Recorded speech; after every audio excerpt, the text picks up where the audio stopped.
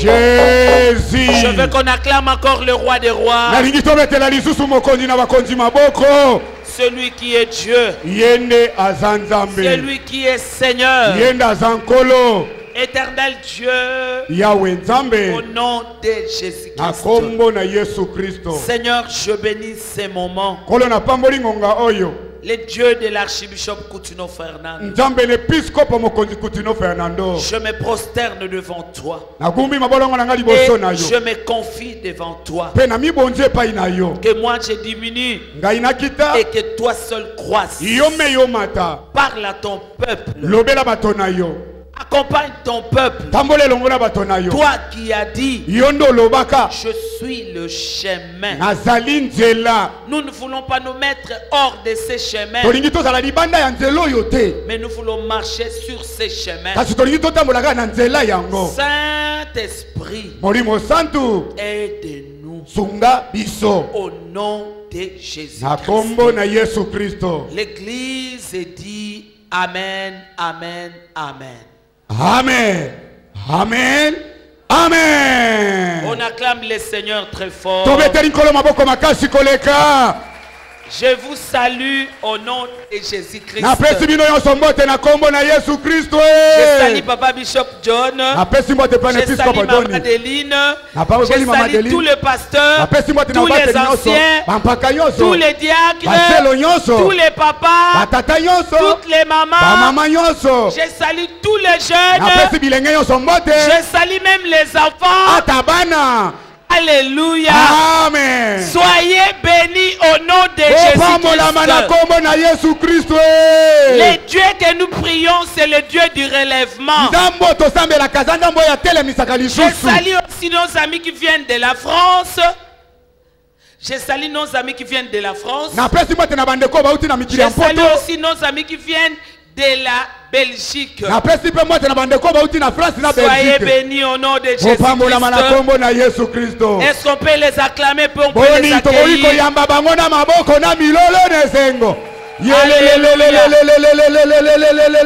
Gloire à Jésus-Christ. Amen. Amen. Bien-aimés, aujourd'hui, après le moment de la montagne que nous avons passé, nous monterons à la table du Seigneur. La table de l'accomplissement. Amen. Amen. Il faut croire à tout ce que tu fais en cet endroit. Ce n'est pas par hasard que nous venons à cet endroit. Alléluia. Amen. Nous venons de la montagne où Dieu nous a parlé au travers de nos prières exaucées. Que même là où il y avait la résistance, Dieu a parlé que la résistance a été ôtée. Il faut croire à cela. Du premier jour, deuxième jour, troisième, quatrième jour, la parole qui était sortie était une parole vraie. Et elle fait déjà son travail en nous. Pendant que je me préparais pour ce culte, on doit monter à la table du Seigneur. Le Seigneur a parlé à mon cœur pour que je puisse parler à son peuple. Nous allons nous tenir debout pour faire la lecture de la parole de Dieu. J'attends que celui qui est assis se tienne debout. Libère-toi un peu, libère-toi un peu. Tiens-toi. Nous avons besoin d'être unis, qu'on soit tout le monde ensemble. Nous sommes dans Ésaïe 53, le verset 11. C'est la parole que Dieu m'a donnée. La parole qui va sceller toutes les paroles que nous avons eues à la montagne. Nous devons regarder dans une autre direction, bien-aimés. C'est cette direction que Dieu veut que nous nous plaçons pour aller vers notre destinée. Saint-Esprit, j'ai besoin de toi. Bien-aimé, la Bible déclare, à cause du travail de son âme. Je ne sais pas si vous avez trouvé ces versets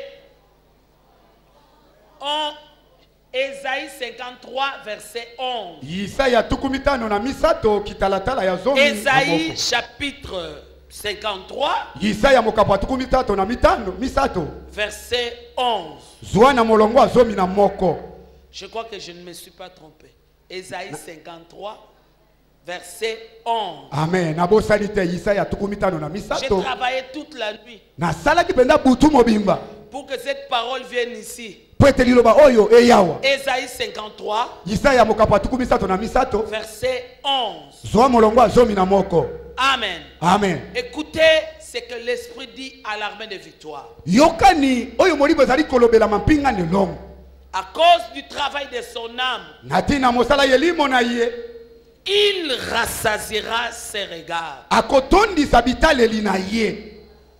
Par sa connaissance, mon serviteur juste justifiera beaucoup d'hommes. Et il se chargera de leurs iniquités. Parole du Seigneur. Je l'aime et je l'accepte. Nous disons merci Seigneur Jésus-Christ. Merci Seigneur Jésus-Christ. Bien-aimé, Dieu m'a donné une parole.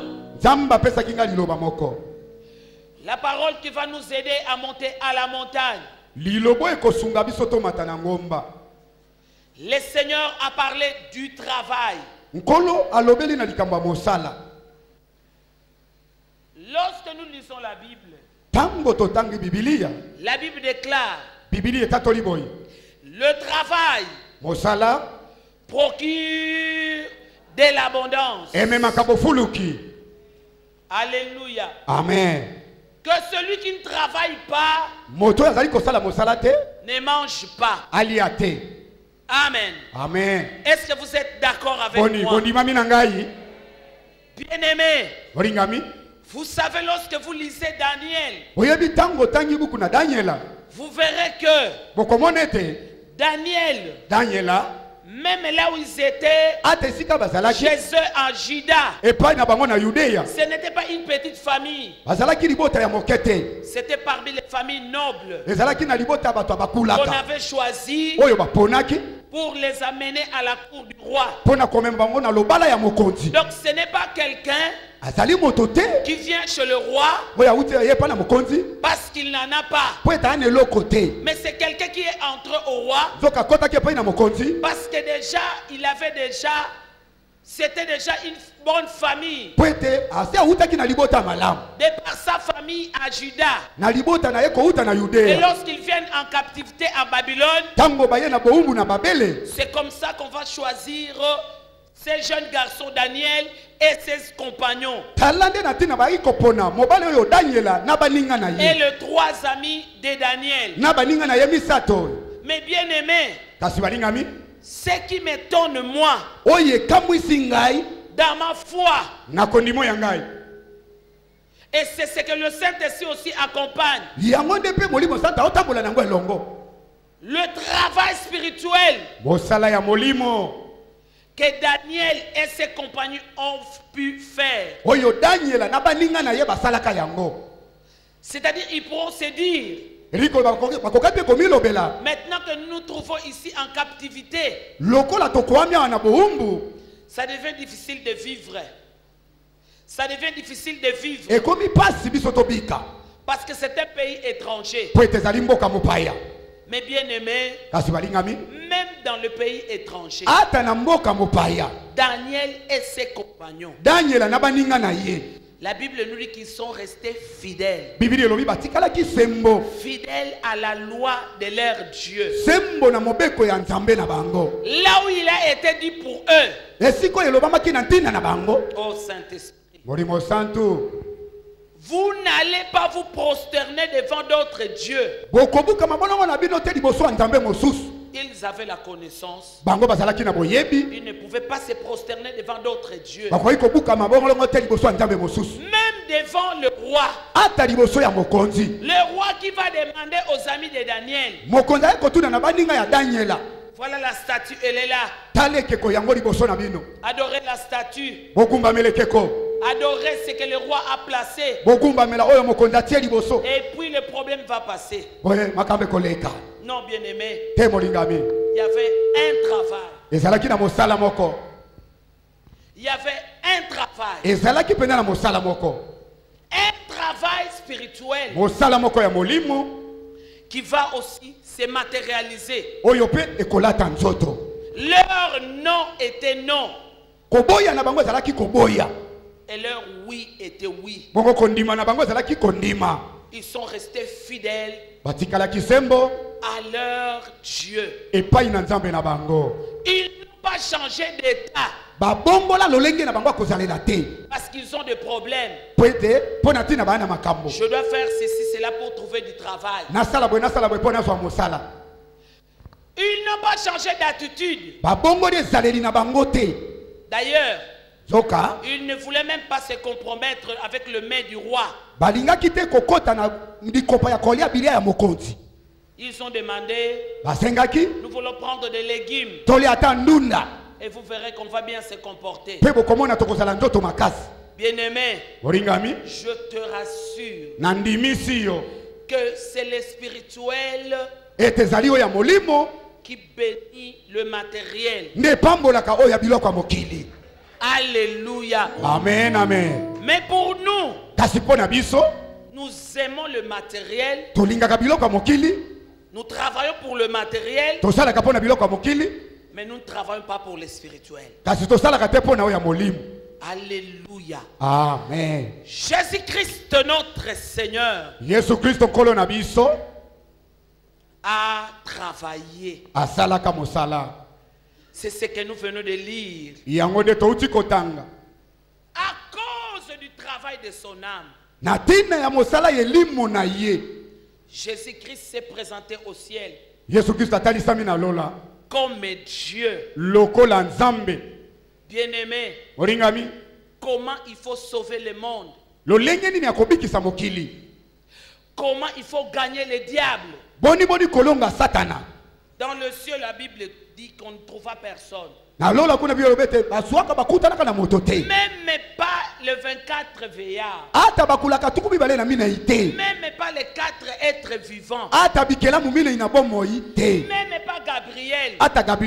Même pas Michael. On ne trouvera personne. Si ce n'est que Dieu lui-même. Je vais dire à quelqu'un que le travail a commencé dans le ciel. Quand tu es concerné, ne néglige pas le travail que tu dois faire. Ne te sous-estime pas. On a besoin de toi pour faire ceci, cela. Toi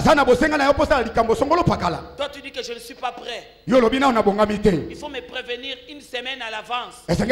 Ceci. Dans le ciel, il n'y avait personne. Il n'y avait pas Gabriel. Il n'y avait pas Michael. Il n'y avait pas de vieillards. Il n'y avait pas des êtres vivants. Mais c'est lui qui était concerné. Il s'est dit, mais voici. Parce que c'est de moi qu'il s'agit. Je viens au Père pour accomplir ta volonté. Jésus a accompli la volonté du Père. Pour que toi tu sois sauvé. Pour que moi je sois sauvé. C'est un travail. C'est un travail. Et celui qui devait faire ce travail-là était disponible. Il était disponible. Bien-aimé, il vient sur la terre. Il accepte Dieu de naître au travers d'une jeune vierge. sera baissé au niveau de l'homme. 100% homme. Appelé fils de l'homme. Un travail pour toi. Il sait où il est en train de partir. Mais avant d'en arriver, le travail. Le Saint-Esprit m'a dit que je puisse vous dire, vous voulez arriver à la restitution, il faut le travail. Il ne faut pas que la restitution soit un slogan. Restitution, restitution. Tu dois aussi travailler. Marie a travaillé. C'est elle qui a reçu Dieu. Elle pouvait aussi dire non. Parce qu'il y a des gens avant elle pouvaient aussi dire non.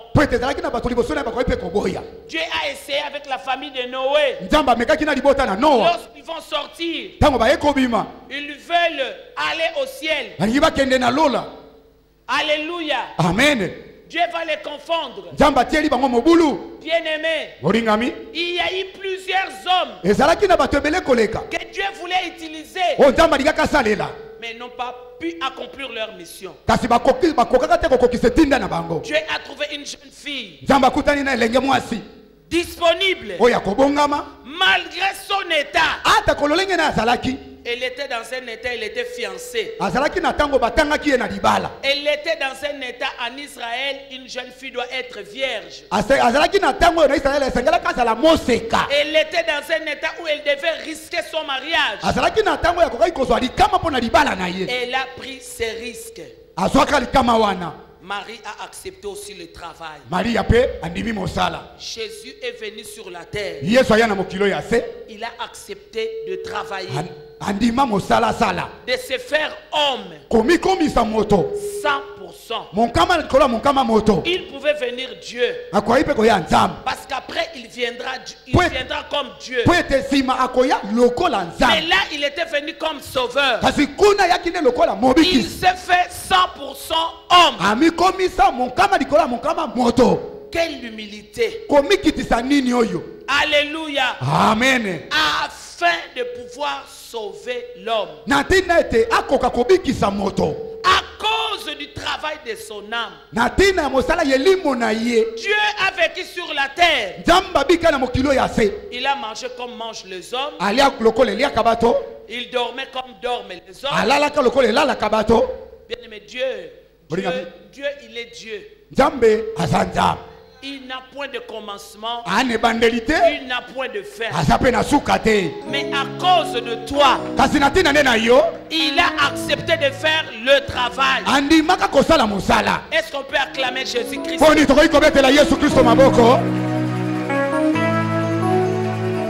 Alléluia. Amen. Bien-aimé, à cause de toi, Jésus-Christ a pris ta nature. 100% homme. C'est pour voir tes souffrances. C'est pour voir tes faiblesses. Vraiment se mettre égal. Ton substitut. Il est venu juste vers toi. C'est pour pouvoir te ramener vers lui.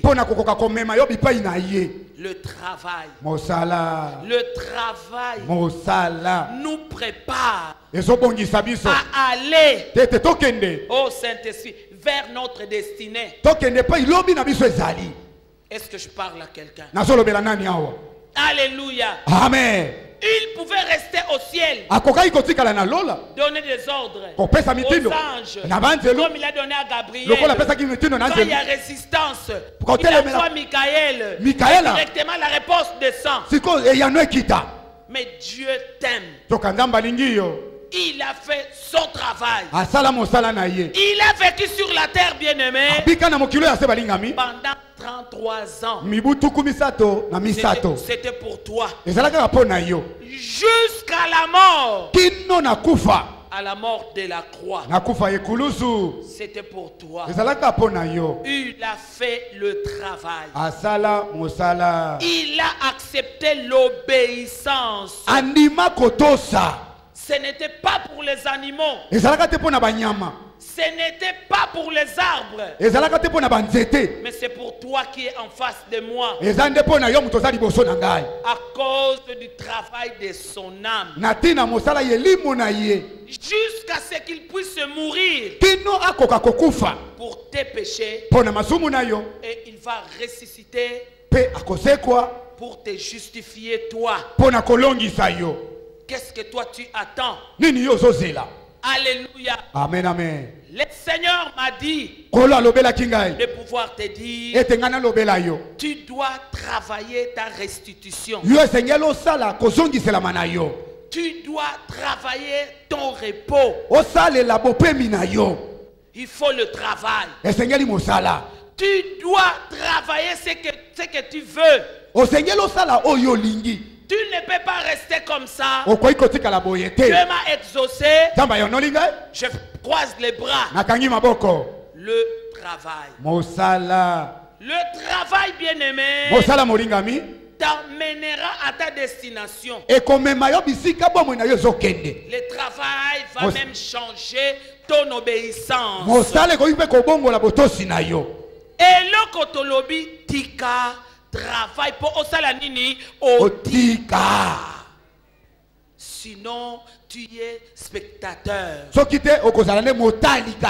Oyaka na yo kaka. Lelo nani mutoa balobi eloko kosalema. Tu viendras juste te déranger ba obaye pour basala mou. Musala. Il faut un travail. Que celui qui est dans le péché fasse le travail d'arrêter avec le péché. Parce que Jésus, il a pris nos iniquités. Sikoyo masumu asi azu déjà etikali na yo lusuna likambo. Nini. Olongoli yango na balabala kuna bisiko vanda ko kota nango awa na likambo. Le travail. Mosala. Il faut le travail. Esengeli mosala. Bana nzambe nous devons nous distinguer. Esengeli to tiabo keseni. Mutu ya libanda soka monio aloba oyo azamwana na nzambe na lolenge na yo.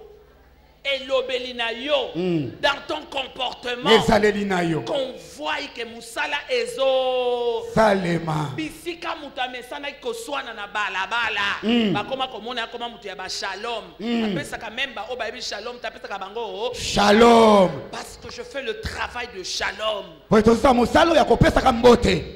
où je peux me trouver je fais le travail de la paix. Alléluia. Amen. Tu dois faire le travail. Parce que notre maître a accepté de travailler. La Bible même nous dit que celui qui ne travaille pas ne mange. Pendant que toi tu ne veux pas arrêter ce qu'il faut arrêter.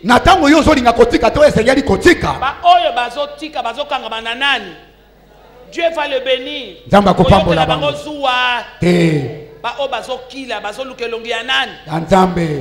Bien-aimé, nous ne gênons pas parce que nous gênons parce que tolingi nzambe. Tozolinga nzambe a solana biso. Tozolinga nzambe a orienté biso. Tozolinga musala esalema na banzoto na biso. Esika oto longa kite na nzoto musala salamini esalema. Nous voulons le travail. Tolingi mosala. C'est le travail bien-aimé. Le travail de ton âme. Derrière la parole de Dieu. Qui t'amènera vers ta destinée. Qui fera que tu touches la restitution. Daniel était un homme de jeûne. C'est le travail. Jésus-Christ est notre maître. Qui est Dieu. Il a fait 40 jours, 40 nuits de travail. Et s'est préparé spirituellement. Très tôt le matin, il s'est discipliné pour aller chercher la face de son Père. Pour la journée qui s'annonce. Le travail. Ainsi a parlé l'Éternel.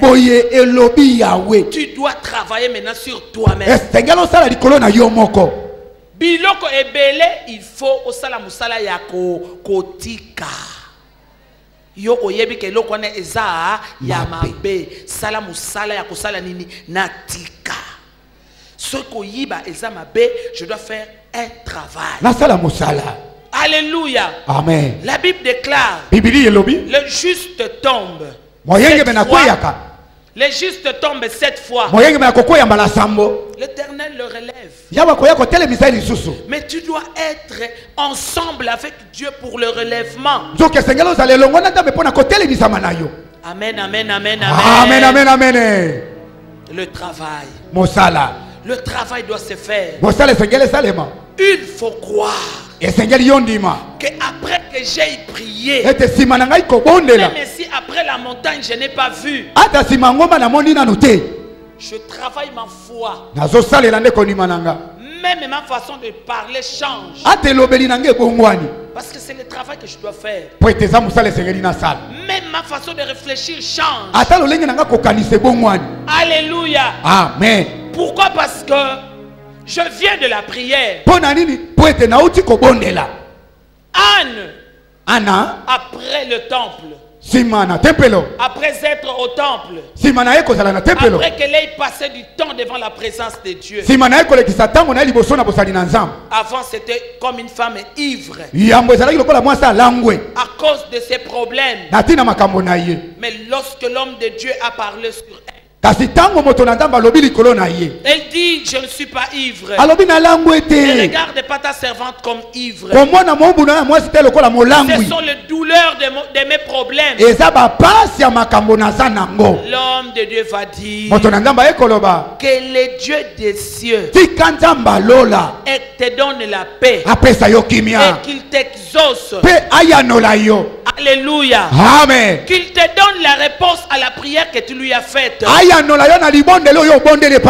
Bible dit, après elle se leva, elle s'en alla, elle va se laver, elle va se oindre. Son visage ne fut plus le même. Ozozela kaka tina komona zemi ekoti simande elongi na ngai sala nini te kozela na nuzemi ekota te.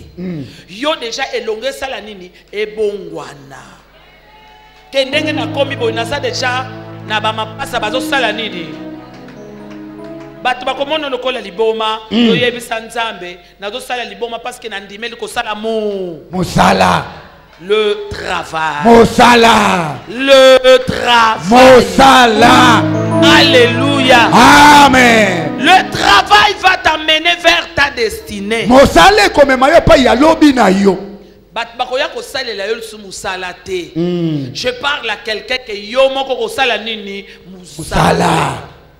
Nous on n'avait pas d'enfants. On a fait 2 ans avec papa, on n'avait pas d'enfant. C'est moi qui avais des problèmes. Nazalaki na nyoka na kati na libumu.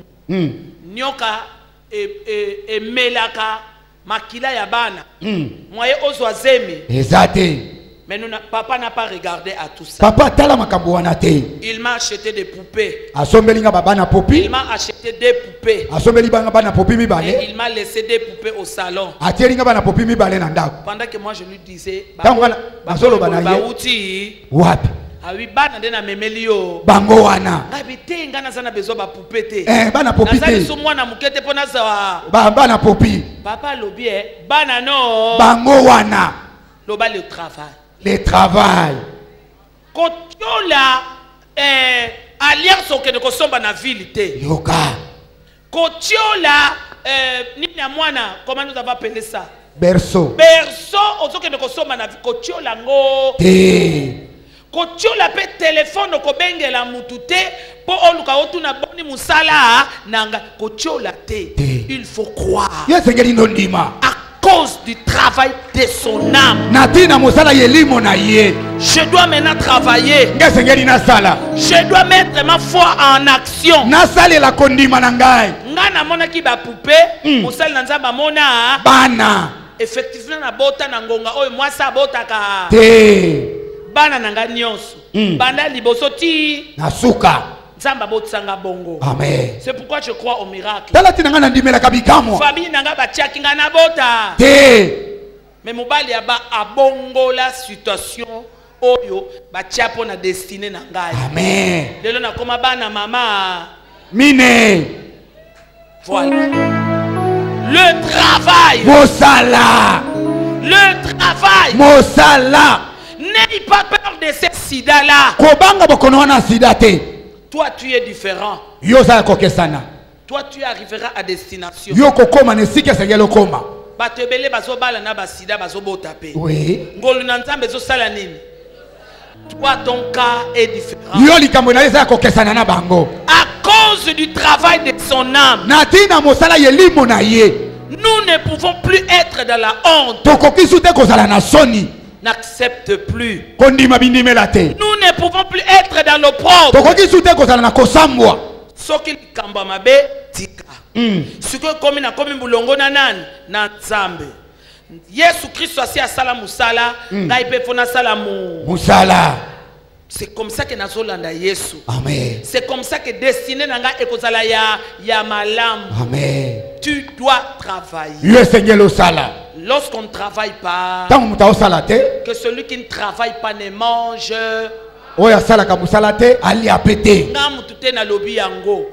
Mais Bible et lobby. La Bible dit encore. Le travail procure de l'abondance.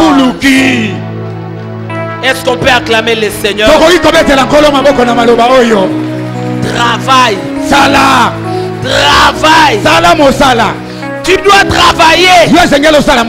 Ne regarde pas le nombre d'échecs que tu as eu. Des échecs que tu as connus. Ça c'est juste le travail que tu fais avec Dieu. Mais continue à travailler. Sur le premier fiancé, ça n'a pas abouti. Deuxième, ça n'a pas abouti. Troisième, quatrième, cinquième. Non. Maintenant, travaille avec Dieu. Ne te décourage pas. Le Seigneur m'a dit de te dire, c'est ce travail dans la parole de Dieu que tu reçois en cet endroit, dans les promesses de Dieu que tu reçois en cet endroit, des moments de jeûne, des moments de lecture. Nous sommes dans l'année de la restitution. Que la restitution ne soit pas un slogan pour toi. Travaille la restitution. Travaille la restitution. Que tu sois endormi. Que tu sois en prière. Quand tu parles avec les gens. Nous sommes environnés d'une nuée de témoins.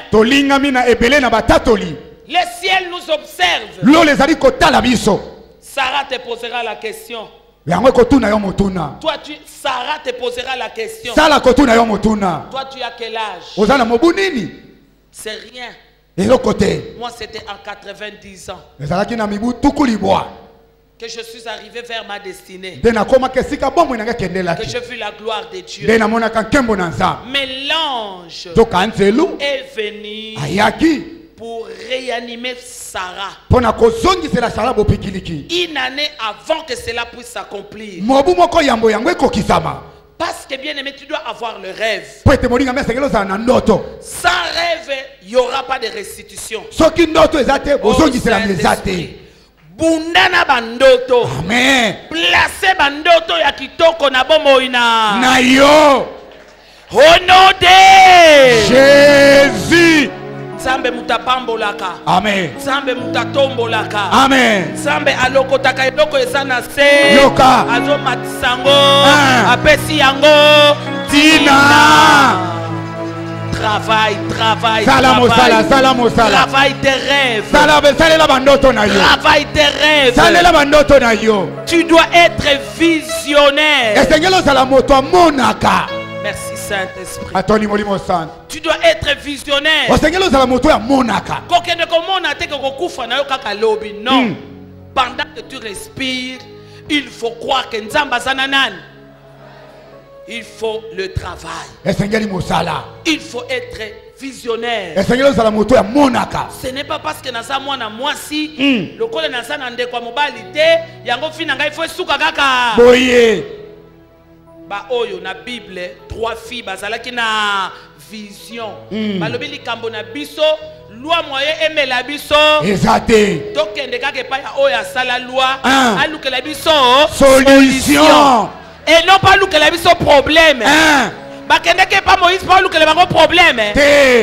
Bakenda comment na Moïse pas que le dini. Solution. Na ke comment na yo mto tieli biso problème. O lukelanga solution. Lukelanga solution. Et mon anaki to et mon anaki te. Et mon anaki. Sala visionnaire. Amen. Ne t'arrête pas là-bas où tout on veut te faire arrêter. Ne sois pas séduit là où on veut te séduire. Oh, kuna na bureau pour comme ta grade. Bimana mutu songolo tika biloko wana. Sala visionnaire. Amen. Alléluia. Amen. Lobi yo mutu kokonza esika wana. Amen. Kobebisa. Merci Saint-Esprit. Est-ce que tu peux acclamer le Seigneur? Merci Saint-Esprit. Alléluia. Amen. Bien-aimé. David. Quand il était chez les Philistins. Avec toutes ses troupes. On les a chassés. Quand les Philistins aller se battre avec Israël. Tunangai pona nini babengana ki bango mama. Pona nini babengana ki bango mama. Lisusu. Pona nini babengana ki bango mama. Lisusu. Pona nini babengana ki bango mama. Yonde muto ya ko konza biso. Okoko ya ko boma biso. Voilà. Amen. Yo David mutoka ko konza biso. Donc guerre wana yo mo ko tango. Exacté. Zonga sima. Bitumba ebele komela ka biso, c'est pour notre bien. Eza pona bolamu na biso. Parce qu'après Saoul, c'est David qui va régner. Moyo ya ko bundisa lisu Israël. Exacté. Tika. Yo mutoko koma mokonzi na société wana. Exacté. Ainsi pour ton lieu de travail. Lolenge moko na yo nesika no mosala. Ko tambola te na ekobo parce que tout le monde va tambola na ekobo. Tika parce que yo mutoko zala mokonzi na esika wana. Amen. Tika parce que ce lieu là c'est là où il y a ta bénédiction. Faites attention. Salangele. Tout lieu qui foulera la plante de tes pieds. Nzamba salini.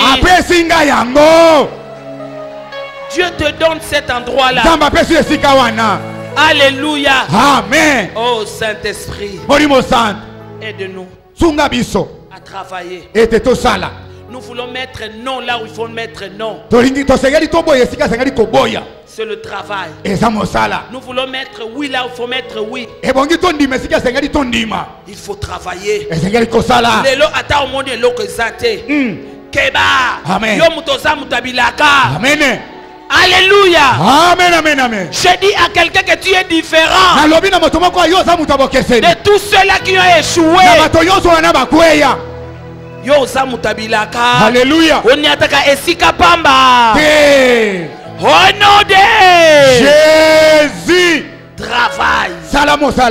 Change ta façon de vivre avec les gens. Bongola ezaleli na yo na bato. Na quartier comment mutuma. Malamu. Boyo mtoko koma chef ya quartier. Wana. Alléluia. Amen. Boyo mtoko koma député ya quartier. Wana. Keba. Keba. Mutu amabe akonza batu te. Yoka. Il faut mutu ya malamu. Alléluia. Amen, amen. Alléluia. Amen, amen, amen. Bolamu na yo efuta maka.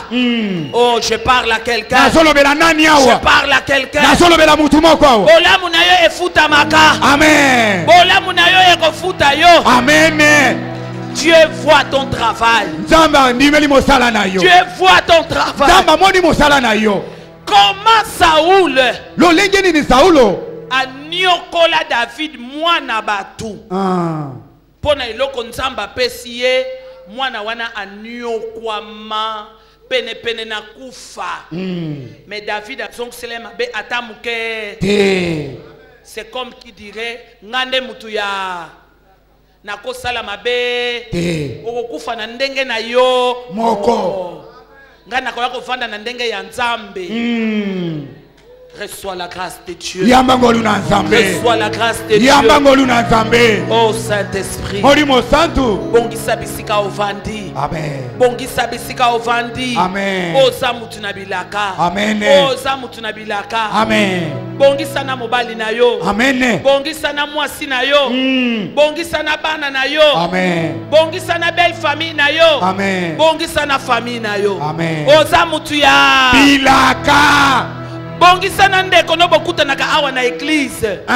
Bosali batu ya bilaka. Esika makolono eniati. Epesa melinani. Ngai. Mosali na nzamba lobi na tielo kole salinini. Epesa melingai. Na tielo kole salinini. Epesa melingai. Le travail. Osala. Le travail. Osala. Bien-aimé, Jésus-Christ a travaillé. Moringami Yesu Christ asala. Il a reçu la récolte. Azwa. C'est notre salut. Ainsi a parlé l'Éternel. Toi aussi tu dois travailler. Pardonne là où tu dois pardonner. Tu ne t'en sors pas pour pardonner. Aide-moi à pardonner. C'est déjà le travail. Mais Nzambe aboyi muto lobi na pesi déjà mukongo na lingi. Il faut faire le travail. Seigneur, aide-moi à faire le pas. À pardonner mon mari. À pardonner ma femme. À pardonner mes enfants. À pardonner ma belle famille. À pardonner ma famille. Oh Saint-Esprit, nous avons besoin de toi. Bien-aimé, le monde a besoin de toi. Le monde est troublé. Alléluia. Amen. Il y a des opprimés. Il y a des captifs. Si la paix dépend de toi, fais ce travail-là. Donnez-la. 3 fois, Saint-Esprit, j'ai besoin de toi.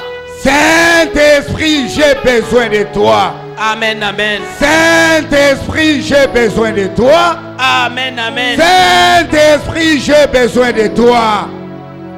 À cause du travail de son âme, il rassasiera ses regards. Par sa connaissance, mon serviteur juste justifiera beaucoup d'hommes. Le travail a commencé en haut.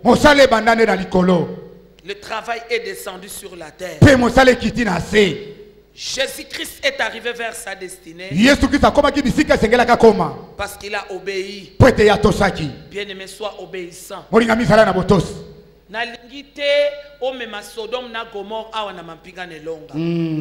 Ne sois pas cet agent-là, mais Sois l'agent du travail. Que là où il n'y a rien, ensemble nous travaillons. Afin que le monde voie que Jésus-Christ continue son travail. Que les actes des apôtres continuent. À cause du travail de son âme. Bien-aimés, nous nous sommes rassasiés. Parce que quelqu'un a travaillé. Quelqu'un a travaillé. Quelqu'un a travaillé. Alléluia. Amen. En Europe, en France, pour avoir des papiers, il faut se réveiller à 4 heures du matin et aller faire la queue.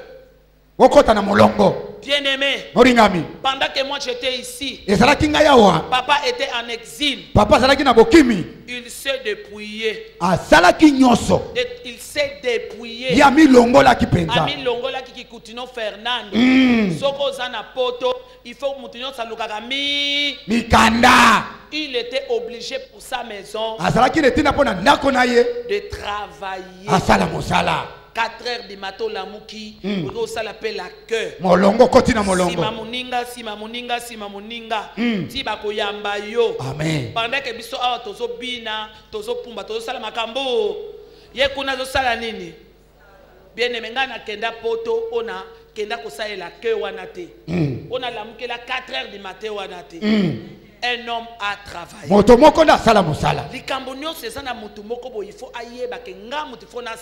Amen. Si tu aimes ta maison, toi tu dois travailler. Je me rappelle lorsque papa est parti en exil. Quand on parle avec lui au téléphone, il me demande, Emi, il faut y en a poto. Je lui dis, nga poto na lingagate. Yo vanda no kunanga na vandi nanga. Lui a fait tout le travail. Nga na kota na poto ba pesinga balamoko mikanda. Ngai na bana. Parce que quelqu'un s'est sacrifié. Accepte de te sacrifier. Ndaku na yo balonga. Lingomba na yo balonga. Amen. Et loko nzamba zo se le osala nini? Pour la restitution, il faut le travail. Aujourd'hui, nous sommes rassasiés des promesses de Dieu. Tolinga kito sulango wapi. Ezala ki bilaka ya Israël.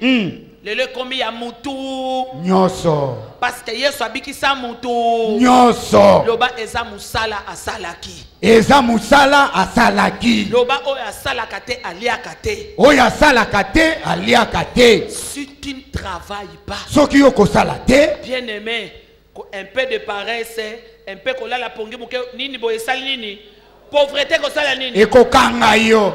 Mais eza ndenge moko. Eza ndenge moko. Olali no na kwa bisika eloko zo sala ko betaka. Madame bangola. Kende ko banda ko teka ta ba sachet pamba. Travail. Sala musala. Le travail matériel. Nous devons nous engager au travail matériel. Il faut s'engager au travail spirituel. Tu dois avoir même un jour dans la semaine où tu dois gêner. Tu dois t'organiser. Le matin quand tu te réveilles, beta à ta 20 minutes à l'okito ya lola. Obondeli en langue. Yes. Après au salinini. Obimi okekolonga. Amen. Alléluia. Amen. Nous avons la grâce. Chaque semaine.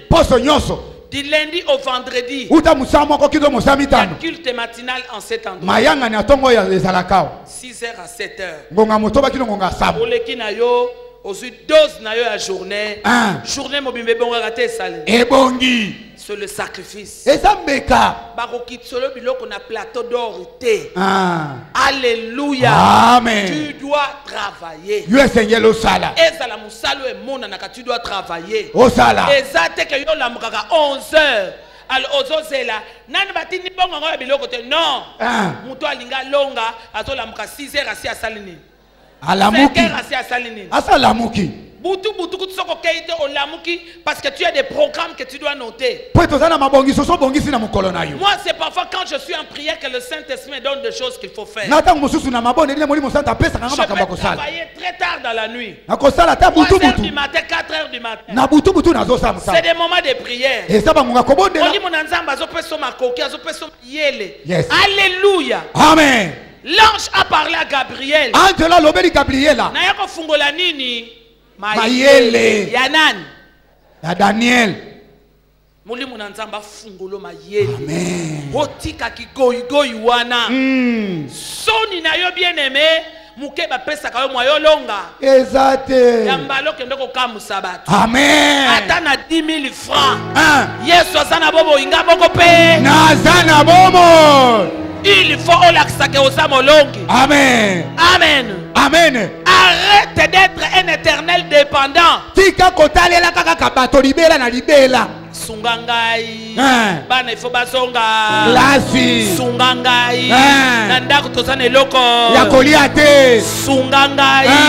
Sungangai. Olukelanga ta moi chine. Olukelanga. C'est quoi? C'est quelle vie que tu veux mener? Bon moi unini wana yozana yango.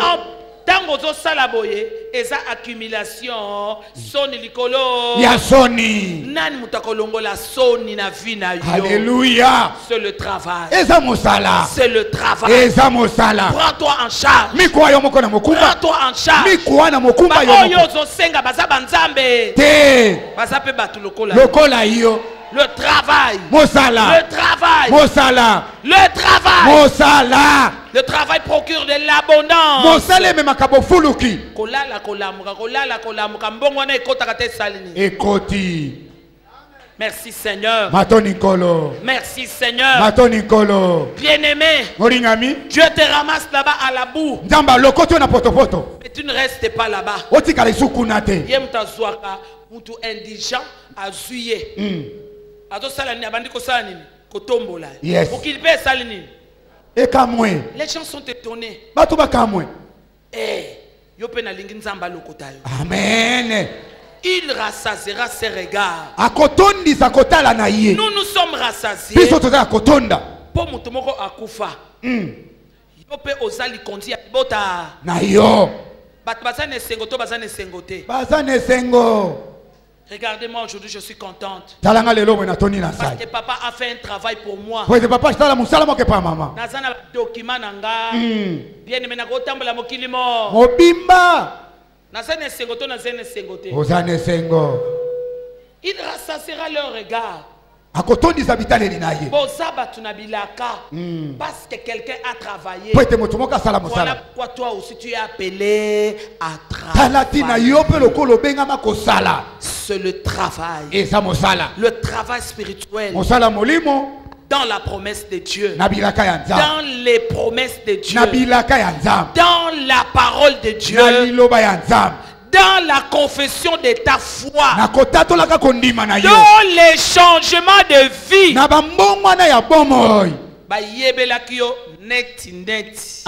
Je fais le travail net et la salani. Et si là. Pour nazamutu ya.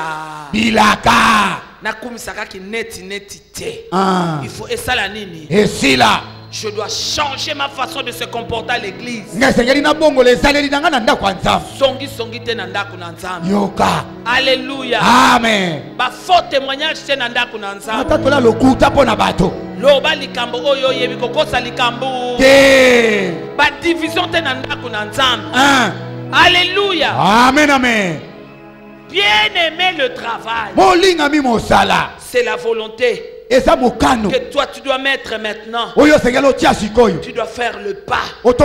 C'est pourquoi nous monterons aujourd'hui à la table du Seigneur. À cause du travail de son âme. Non nanga ezala. Non. Nanga ezala. Oui. Tongo nanga eza. Tongo. Prière nanga eza. Prière. N'assemble la kakate parce que j'ai des problèmes. Mais même quand je n'en ai pas. Je dois prier. Je suis debout. Je cherche la face de Dieu. Nous avons vu les dimanches avant. Le diable vient. Tongo asi akoti malobanaye. Ayeko déranger yo. Na poko pe asali nini? Ayepe. Toi aussi tu dois agir. Yo pe sengelo sala. Et il s'organise contre ta vie. Bango soki bazobonga mapona batelemela bomoi na yo. Toi aussi tu dois rétorquer. Yo pe sengelo zongisela bango. Tu dois déprogrammer leur programme. O sengelo bebisa manaka na bango. Yebisa moninga, je dois travailler. Je dois travailler. Même chez moi dans mon mariage, je dois travailler. Même chez moi dans mon mariage, je dois travailler. Amen. Amen. Mobali no ifo mona ke abala mwana na Zambe. Mobali no ifo mona kabala pe mutu ya bilaka. Alléluia. Amen, amen. Mobali no kokubisa yo ke basi baza. Mais yo Ozaka kayo. Yo oleki bango. Ah. Basi baza ebele me yo Oleki bango.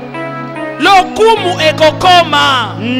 Tu seras honoré. Bakokumisa yo. Mais tu dois continuer à travailler. Yo esengelo ko bakosala. Nous serons rassasiés Tokotonda. de toutes les promesses que Dieu nous a faites. Nabilaka yo sondamba laka biso. Yesu asana bomo inga moko moko pe. Nazana bomo. Le langage doit changer. Elobele sengele bongwana. Par sa connaissance. Nanzela ya boyebi na ye. Koyeba nani? Nzambe. Koyeba Yesu Kristo. La pierre principale. Bibanga ya motuya. Awa toye koyeba Yesu Kristo nzambe ya Kutino Fernando. Amen. Toye koyeba mutu te. Te. Toye koyeba nani? Yesu Kristo. Par sa connaissance. Nanzela ya boyebi na ye. Mon serviteur. Mosali na ngai. Jésus-Christ le juste. Yesu Kristo moyenge bene. Justifiera Akolongisa beaucoup d'hommes. bato ebele. Tala moi j'ai été justifié. Tala ngai sina longisa me. Alléluia. Amen. Parce que j'ai la connaissance de Jésus-Christ. Poete nazana boyebi ya Yesu Kristo. Je connais qu'il est écrit Na yebi ete komama. que dans votre pays Ete na ekolo na il n'y bino. aura point de femmes stériles. Mwasi ne komba kozala te. Même pas de femmes qui avortent. Ata mwasi akosopa zemi akozala te. Ozamutu ya Bilaka. na lingi na ganga na motema na yo, tu n'es pas n'importe Oza mutu ya pamba pamba te. pour aller copier ceux du dehors. Pono kene komeko la bato alibanda. Quand tu as la connaissance de ces promesses, Tango oza na boyebi ya bilaka oyo. comme nous avons eu la connaissance de ces promesses. Lokola biso tozalaka na boyebi ya bilaka oyo. Tozwa bana to tozwa bana te. Bozwa bana. Moi-même je suis témoin bien-aimé. Kamoko na zanzenge neke nango. Attache-toi au Seigneur. Kangama na nkolo. Il faut connaître Jésus. Esengeli na yoko yeba Yesu. C'est Jésus qui élève. Yesu nda tombolaka. Kobeta ba kopte ya koyiba bambongo ya bato. Omoni muto boya sana mbongo mbon. Modèle ni na kokotela ye. Il faut na beta ye boy, na beta ye boy. Tika ba kope. Wana. Zana connaissance ya nani? Ya Yesu Kristo. Bango bazwa connaissance ya nani? Ya Yesu Kristo. Par la connaissance, par sa connaissance. Nanzela boyebi na ye. Yebisanga amen amen soko soyoka likambo. Amen amen amen. Il faut connaître nani? Yesu Kristo. Okoki koyeba lelo Kutino Fernando. Kutino Fernando kosunga yo na ndambo. Amen. Ko le musu akosala nini akolemba. Mais soko yebi Yesu ya Kutino Fernando. Akotombola yo. Amen. Kopambola yo koleka kutu Kutino Fernando. Beta maboko na mololo ne sengo. La connaissance. Boyebi. Tu as besoin de la connaissance. Osana bosenga ya Tu as boyebi. besoin de la connaissance. Osana bosenga boyebi. Tu as besoin de la connaissance. Osana bosenga ya boyebi. Alléluia. Amen amen amen. Koya koyela batu ya batu awa baye na ba chip na bango te na mituka na bango. Te. Sima ya kilte okende kolanda nini? Transport. Tika biloko. Wana. Ezokitisa Yo. Ça ne t'honore pas. Ezo sopa yo. Par sa connaissance. Nanzela boyebi na ye. Koyeba Yesu. Koyeba Yesu. Amen. Ye mutalobaki de riche qu'il était. Mozui oya salaka. Il des riches qu'il était, il s'est fait pauvre pour na fuluka. Continuons Fernando de muta qui richesse na yo. Kendo ko lukanani. Jésus Christo. Des riches qu'il était, il s'est fait pauvre. Mata amen amen amen amen. Amen amen amen amen. Pesanga luso amen amen moko. Amen amen amen amen. Tala soki mondinga zo pesanga amen amen. Amen amen amen amen. Par la connaissance. Par la connaissance de Jésus-Christ. Ya Yesu Kristo. Senga molimo na nzambe. Nazo tungisa libala ya bato. En tout cas, avant la fin de l'année, na bimarate na sala nini. Na bima. Pona yebi Yesu Kristo ye mutapesa kama. Mabala. Il justifiera beaucoup d'hommes. Akolongi sabato ebele. Akolongi sabato ebele. Nzambe ya Kutino Fernanda longi saka mutu. Yoso. Keba comme ma mélange na mampinga ne longa te. Amen. Comme ma mélange na mampinga ne longa te. Nous faisons le travail spirituel. Biso tozo sa mosala molimo. Yango zo pesa biso matériel. Amen. Amen, amen, amen. Amen, amen, amen, amen. Par sa connaissance. Par sa connaissance. Alléluia. Amen, amen, amen. Ozali suna tante oyo. Kala ezalaki. Moi si aluki mwana zuite. Abina sukata. Awa. Na sukata ko suka. Abandi kolata ba kanzaku. Mbala moko azui banzunga sani. Après ayeke ko yiba mwana wapi? Nzambe parce que je t'aime. Pretenga na lingio. Soki na kosuka ke nabota kate nabota pe. Loku maison epa ya nani? Epa na yo nzambe. Je connais le Seigneur. Na yebi nkolo. Oya pesa Sarah epa mwana. Yoka. Soni ya nini nalatsa kombo ya nani? Ya nzambe. Daniel est en train d'intercéder. Daniel abana ikosala malongo. Il dit à cause de ton nom. Alobi na tina kombo na yo. Songa simatala Israël ndenge komi na soni. Obelelaka kombo ya kabakata. Yoka. Obelelaka kombo ya lokumu. Osuka. Kosuka te. Komisukisa te. Loba nazana kimia. Nazana kimia. Pona za mutu ya bilaka. Pona za mutu ya bilaka. Bilaka ezo surveiller kimia na ngai. Toke bilaka ezo surveiller kimia na ngai. Lisusu bilaka ezo surveiller kimia na ngai. Lisusu bilaka ezo surveiller kimia na ngai. Komisukisa te. Amen. Ke lokola na moni to kobiti na jiye na lukanzela mu. Mososo. Nzela mukuse eza. Te. Nzela pona yo eza Yesu. Masia. Oh, que le Saint-Esprit nous soutienne. Morimo Santa sunga biso. Que le Saint-Esprit nous aide à persévérer. Morimo Santa sunga biso to yikampiko. Pasi esuki sabiso. Mais bilaka na nzambe e surveiller kimia. Na biso. Bilaka na nzambe e surveiller kimia. Na biso. Au nom de Jésus. 3 fois Jésus-Christ est Seigneur. Jésus-Christ est Seigneur. Amen. Jésus-Christ est Seigneur. Amen. Jésus-Christ est Seigneur. Pasité, pasité.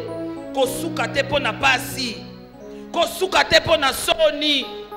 Komi diembi kate parce que lobi ke na telemi awa ko telema wana. Te. Yesu azana bomo yomoko pe. Nazana bomo. Osana bilaka. Amen. Ye mutabali saka. Amen. Osana bilaka. Amen. Ye mutaboti saka. Amen. Osana bilaka. Yesu. Ye mutabimi saka na libulu. Amen. Il les justifiera. Akolongisa bango. Il justifiera. Akolongisa. Il justifiera. Akolongisa. Makambe komelo tiboye. Il va te justifier. Tu vas monter à la table du Seigneur où il te justifie. Mon serviteur. Ses serviteurs, son nom c'est Jésus. C'est là, c'est là, c'est là. Son nom c'est Jésus. Juste. Justifiera. Alléluia. Banda ofukamaki mai na misu mai ayebi yo. Amen. Il va te justifier. C'est lui le juste juge. Yende bosambiso ya sembo. Amona kona butu tango lalaka. Amona ko tango zo tambola. Komi sukela. Komi tiembika. Tika bango baseka. Yoka. Tozana katnane ya restitution. Mosali na nzamba lobaki bako katana na nzela na kosekana. Na bango. Bako katana na nzela na kosekana. Na bango. Tika batiola, tika bafinga. Alléluia. Komi sukela te. Amen. Qui veut mettre fin à ta vie? Nana kosuki sabomo inayo. Qu'est-ce qui vient créer problème dans ta vie? Jésus est là pour toi. Fais le travail. Fais le travail. Oh Seigneur. Bien-aimé. Et comme la ganga pa fana zoeba te libonde lini na bondela. Mais nazalaka soki na baluki na gauche na lobi Jésus. Yesu. Na keti droite na lobi Yesu. Soki na bendi pema na lobi Yesu. Tina kozwa emoniseli. Amen. Je parle à quelqu'un. Nasolobela motomoko. Akopesa yo emoniseli ya kimia. Amen. Akopesa le emoniseli koma mai na bomo ipona tina na yo. Amen. Okotambola na emoniseli wana. Amen. Que je ne mourrai pas. Je vivrai. Je raconterai. Nakotatola. Misala na yawe na bomo inangai. Beta maboko, beta milolo, beta maboko. Amen. Jésus-Christ le juste. Jésus-Christ le juste a fait le travail. C'est pourquoi on néglige musala wanate. Il faut que ça musala wana valeur. Yango yo moko kota na valeur ya musala. Wana. Batanga basi batanga yo na mipesi valeur na musala Yesu salaki wapi? Nekulusu. Nasoko mitanga parce que nazana valeur. Amen. Musala esalemaki. Amen. Alléluia. Amen. Sala lokola papa oyo papa archia kenda komona soki na mboka nini wana vraiment kotala ye na kalemi kotala ye boye mutu penza ya suka na kobeba. Mwindo zomona apeni misu na minu. Mais mbala moko a précédé likambo. Il fait le travail. Asali mosala. Mbala moko papa bani pe ko sepela na ye. Oui. Amoni oui makamba zolo beza. Asa kitoko penda za bonzenga. Loba musala. Musala. Mutu moko te abomayo. Amen. Fais le travail. Sala mosala. Romoli mosato na nzambe. Libère-nous. Fongola biso. Projet na bango eko kusama na vie na yo. Au nom de Jésus. Fais le travail pour ta victoire. Jésus-Christ est le juste. Il te justifie. Il justifie beaucoup d'hommes. Nalingi, il faut oyeba ke na liste ya batu wana yope. Ozana kati. Mobuaka me oza nakati. Amen. Mochola me oza nakati. Obazo benga moumbu oza nakati. 3 fois Jésus-Christ est Seigneur. Jésus-Christ est Seigneur. Si Seigneur. Jésus-Christ est Seigneur. Jésus-Christ est Seigneur. Bien-aimé, il va te justifier. Lorsqu'on parle justifier. Nalingale lobinini kolonga. Alongi singai. Amen. Il m'a justifié. Alongi singai. Yona no changa lisumo wumbu likambu. Nini. Masolongo likambu. Nini. Na kokota na masolo na bino. Te. Ngana kota na lisolo ya nani? Ya Yesu Christ. Amen. Voilà pourquoi nazokilaka, nazobondelaka, nazotatolaka bilaka ya ye, ya bino. Te. Ya bino te. Et pas na bino ngana zalaka lisusu te. Ngana kome pa ya nani? Travail, travail, travail. Sala musala. Et ça te que batindika non, ozali sumu takotindika te.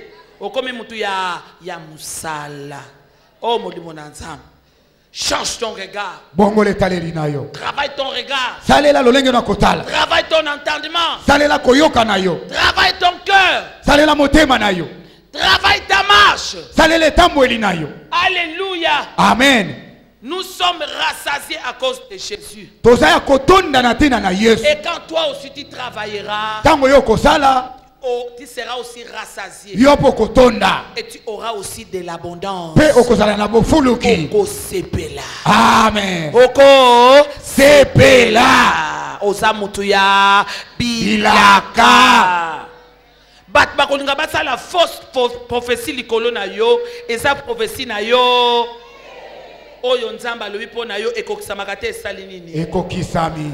Et il se chargera de leurs iniquités. Payé à komema masumu na bango. Alléluia. Amen. Daniel a intercédé. Daniel a bondela. Dieu a exaucé. Nzamba ya noli. Soko zonge pa na nzamba. Je te dis que nzamba sali nini ayanoli. Amen. Ko beta beta lisumu no côté misute zala na kimia na bobo ina. Na yo. Fais le travail. Sala ne mosala. Au Saint-Esprit, fais le travail. Le travail dans la prière. Même quand tout va bien. Et comme le travail dans des moments de gêne. C'est difficile. Il y a gêne. Tu te disciplines.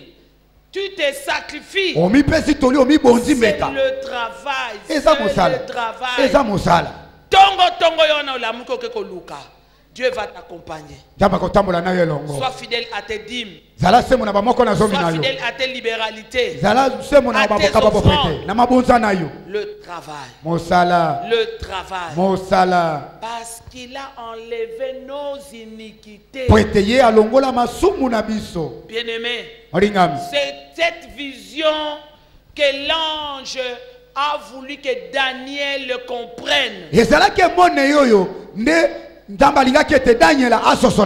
Le salut des nations. Ne rate pas ton salut. Un pied dedans, un pied. Boyete. Fais le travail. Soit ma colonie, c'est ça la nini. Kanga sizo. Eko tanakati. Kanga sizo tolobaka ngo pa ba mama. Amen. Sala musala ya kanga sizo. Mais na kati na ba papa batu nyos tolobi makolo c'est la kati na esika moko. Dans le Seigneur. Kati na nkolo. Le travail. Musala. Kozala lokola bangote. Toi tu es de Dieu. Yosa ya nzambe. Fais l'exercice spirituel. Salanga la siso ya molim. Bongo tende kabola yo na nzambe sala stable liboso mbongo ceci cela te ekabolo na nzambe à cause du travail de son âme. Natina mosala elimo na ye batu bafuluka. Amen. Batu babonga. Amen. Oh molimo na nzambe ba obalela kakolela esala nini ekatana. Amen. Mutu nyonso akangami na Yesu biyano ekota kate na vine esala nini ekota. Boni otika biyano eleka kaka boye pona ba loge zobota makuna pona bato science kilte zobota makuna ngana tiaka yo défi mukolo bango ba ko copier yo na seli boye na beteli yo maboko mais yebe ke bango ba copier ka yo donc yo pe ko meka ko copier bango fais le travail sala musala yo osa mutuna nzambe bilaka na nzambe epesa me pa ya nani. Oh bien-aimé, quelle grâce. Bilaka zalaka epa Israël. Les lokati na Yesu et comme pe pa na. Moi si ne combat pe il faut abota. Mumbu pe akomi pe libre. Amen. Tuna masumu alimbi samakate salinini. Alimbi sami. Muto alonga kate asalinini. Alongi.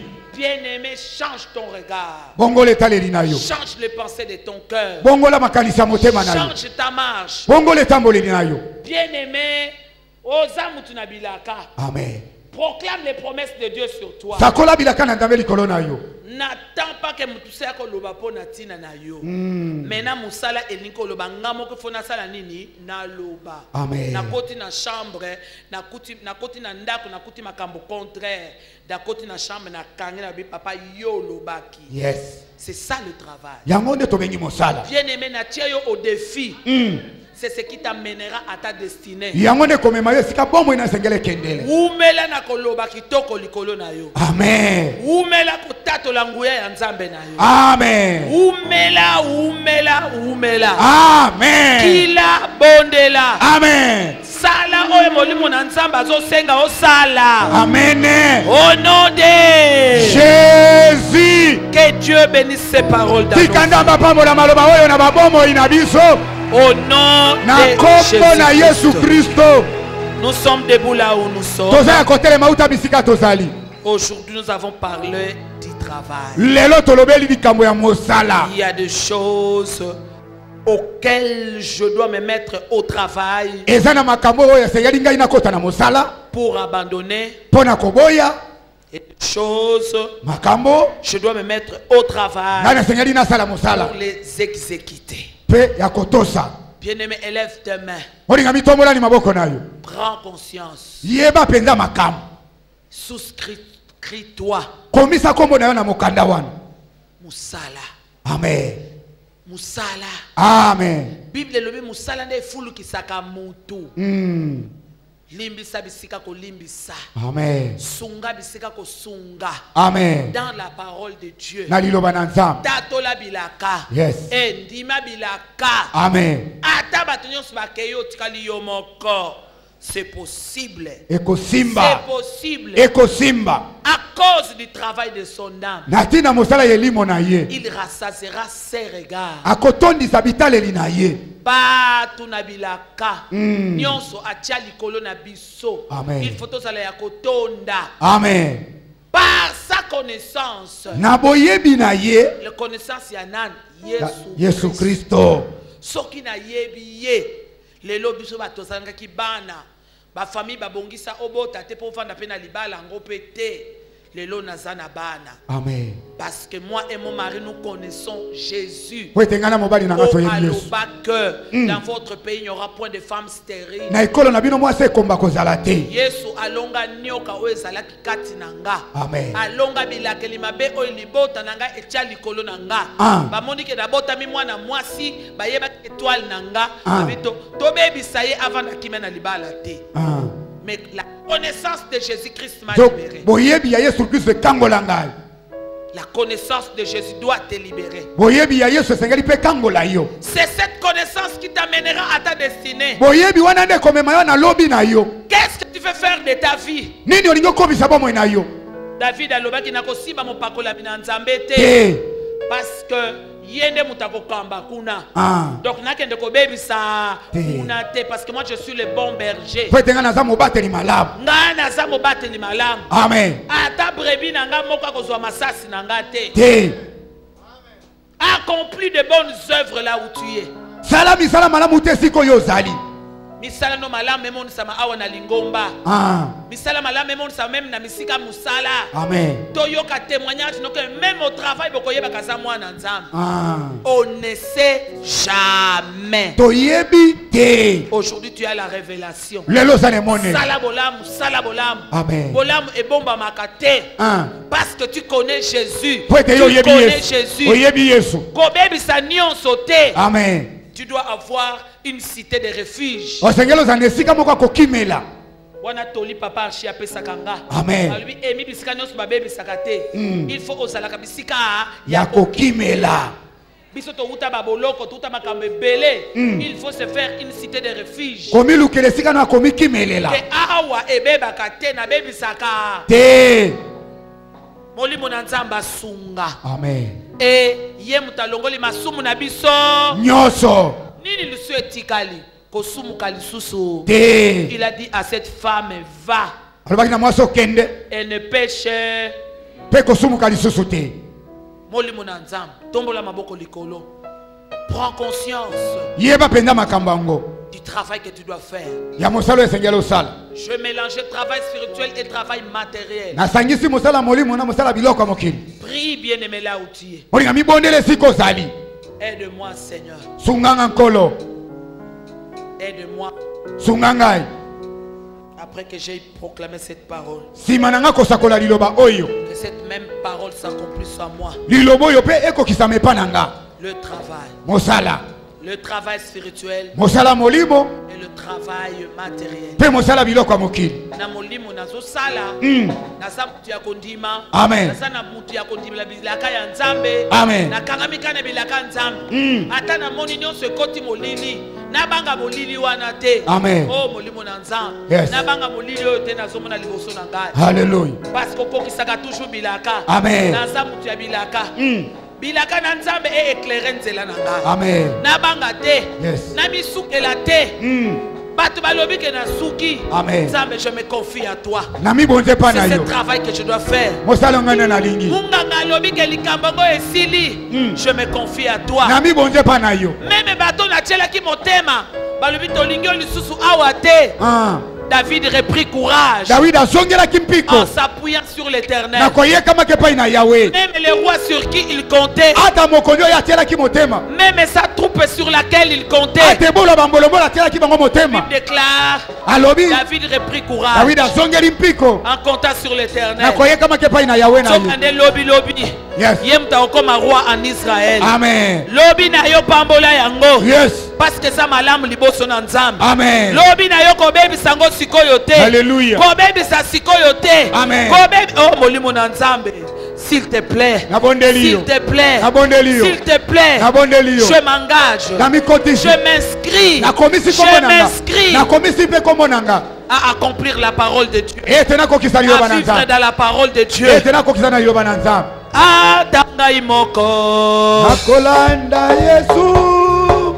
Atanga imoko nakolanda Yesu.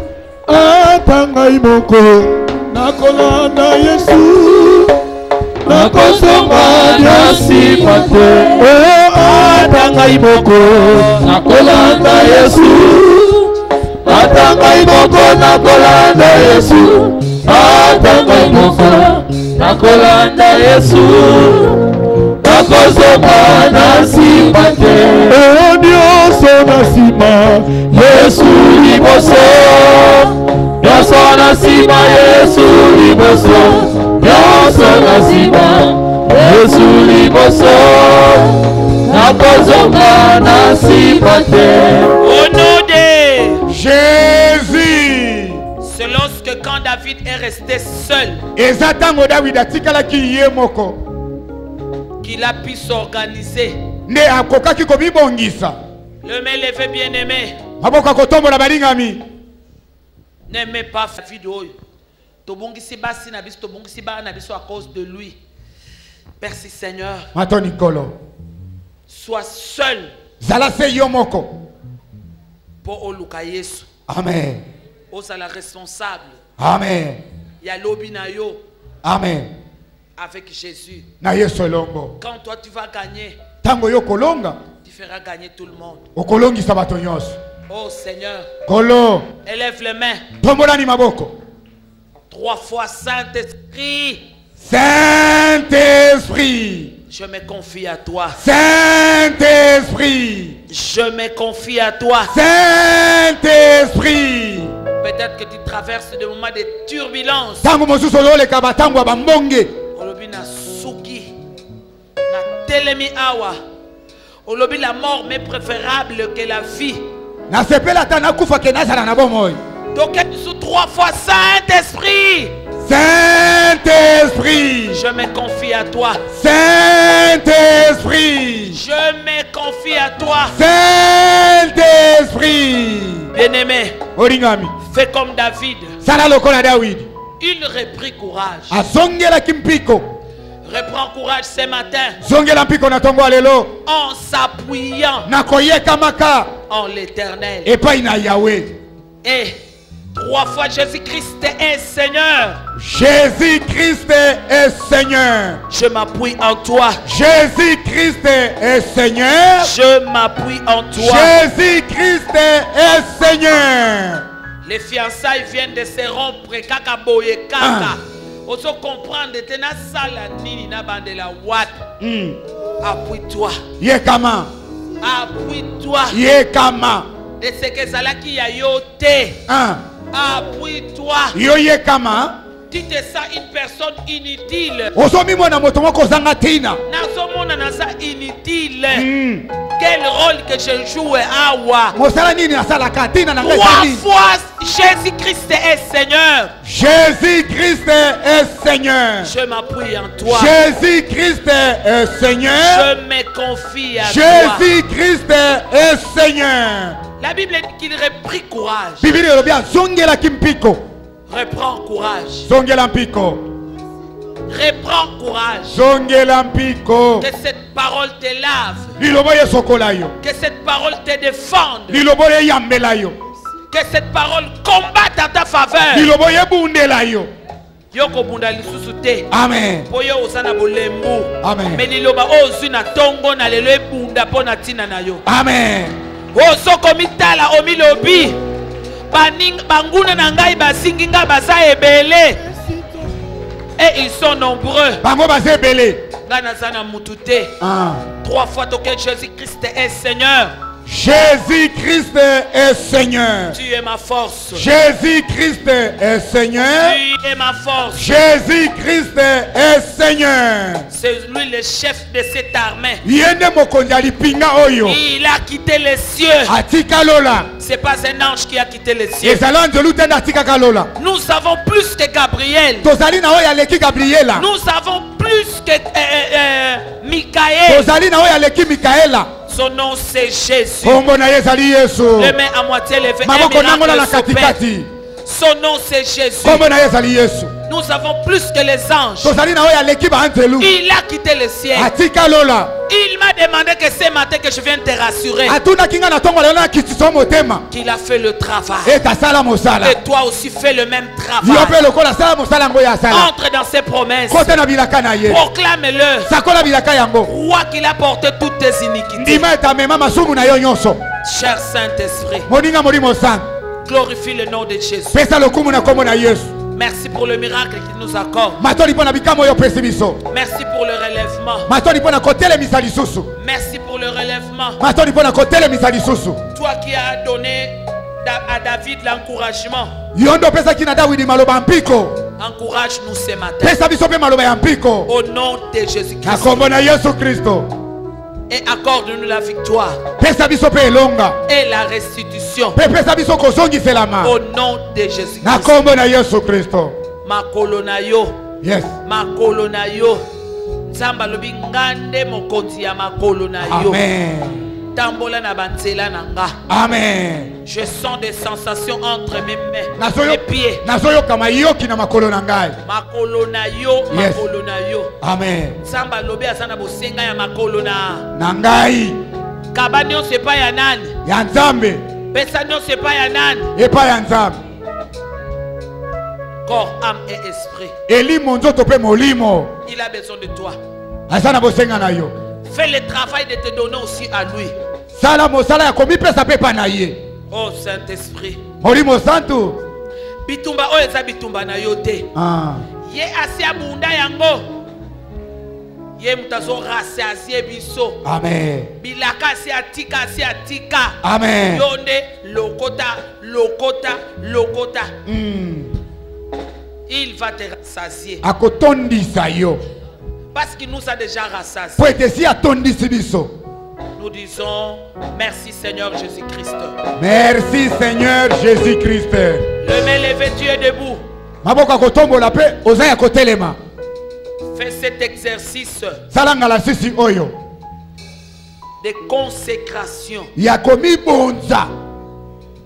Fais l'exercice de consécration. Amen.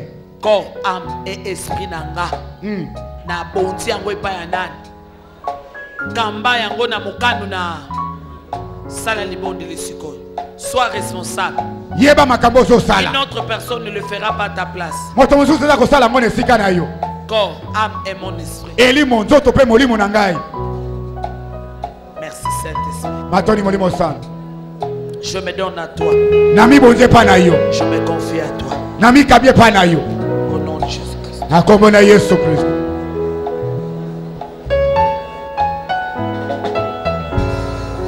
Merci Seigneur.